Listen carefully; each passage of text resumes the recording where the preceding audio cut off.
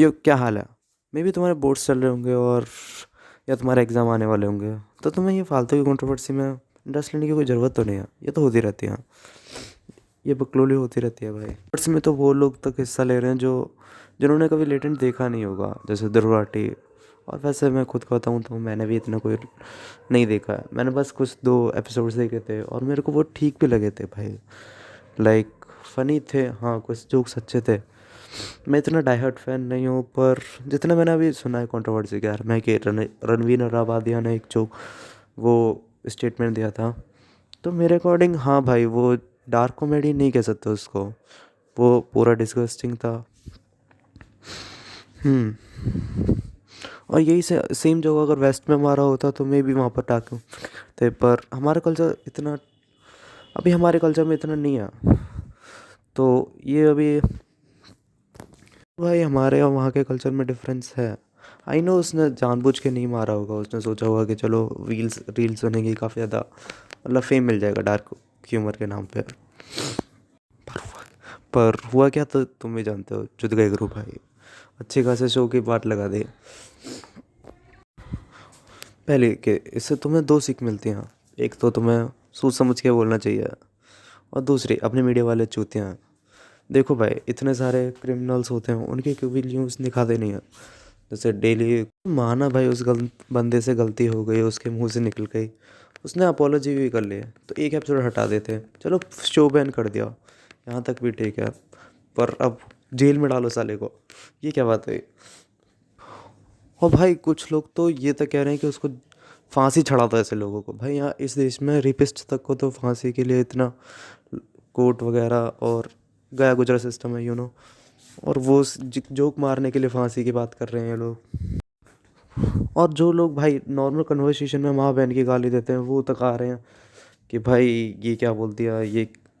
हाँ चलो देखो आयरनी देख रहे हो इन लोगों के, लोग तक कह रहे हैं कि अरेस्ट करो इसको, अरेस्ट करो। मैं अपना बताऊं तो देखो, मैं इतना ज़्यादा डार्क ह्यूमर में इंटरेस्टेड नहीं हूँ, या मेरे को पसंद नहीं है इतना ज़्यादा। डाई हार्ड फैन नहीं हूँ डार्क ह्यूमर का। मेरे अकॉर्डिंग रियल लाइफ में तुम डार्क ह्यूमर का कोई जोक नहीं है। डार्क ह्यूमर तब तक अच्छा लगता है कि जब तक जिसके ऊपर तुम जोक मार रहे हो उसको भी हंसी आनी चाहिए। ये नहीं लगना चाहिए कि तुम किसी को बुली कर रहे हो, जान किसी की मतलब डिसेबिलिटीज़ पे उसको बुली कर रहे हो। या अलग अलग है कॉमेडी के लेकर। जैसे किसी को कोई जोक फनी लग सकता है, और मे बी किसी को बहुत ज़्यादा बुरा लग सकता है, किसी को ऑफेंडिंग लग सकता है, या किसी को वो एवरेज लग सकता है, किसी के लिए लाइक इतना ये तो स्टार्टिंग हो सकती है। तो यही है, सारी चीज़ें हैं। और ये न्यूज़ वाले भी, कभी इतनी सारी चीज़ें होती हैं देश में, जैसे पॉल्यूशन के बारे में बात कर सकते हैं, रेप इतने रोज़ होते हैं उनके बारे में कोई बात नहीं करेगा। इतने लोग बेरोज़गार घूम रहे हैं, उनके बारे में कोई बात नहीं करेगा। किसी एक बंदे ने जोक मार दिया गलत वाला, उसको भाई यही है देश का सबसे बड़ा मुद्दा। उस तो भाई पूरा देश बच जाएगा। लाइक अब तो भाई वो उसके जोक मारने से देश को तो ऐसे तो, और भाई ये लोग कहते हैं कि जैसे कि बच्चे इससे क्या सीखेंगे। एक बात बताओ भाई, कौन बच्चा मोरल वैल्यू के लिए लेटेंट देखता है? नहीं, मतलब कौन जाएगा मोरल वैल्यू के लिए लेटेंट लेटेंट देखने?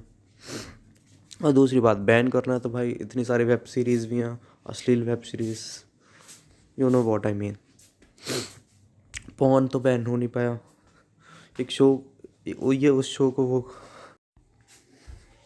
बट क्या ही कर सकते हैं, ऐसा ही है हमारा देश। इतने बड़े बड़े गैंगस्टर तक तो खाली घूम रहे हैं देश में, और हमारे मीडिया वाले पड़े हैं उस एक बंदे के लिए कि जिसने एक शो पे जोक मार दिया। वो नाइस, वेल डन। चलो तो आज के लिए इतना ही, मिलते हैं अगली वीडियो में। तुम अपना पर्सपेक्टिव बताओ कि तुम्हें क्या लगता है कि क्या होना चाहिए रणवीर के साथ। तब तक के मिलते हैं अगली वीडियो में। Bye bye.